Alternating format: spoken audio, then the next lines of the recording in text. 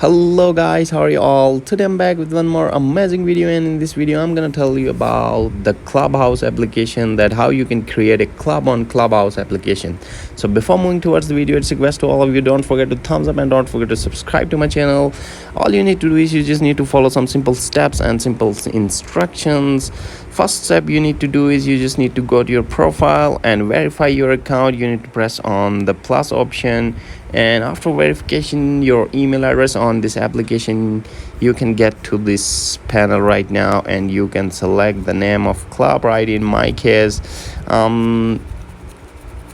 creating the name of club.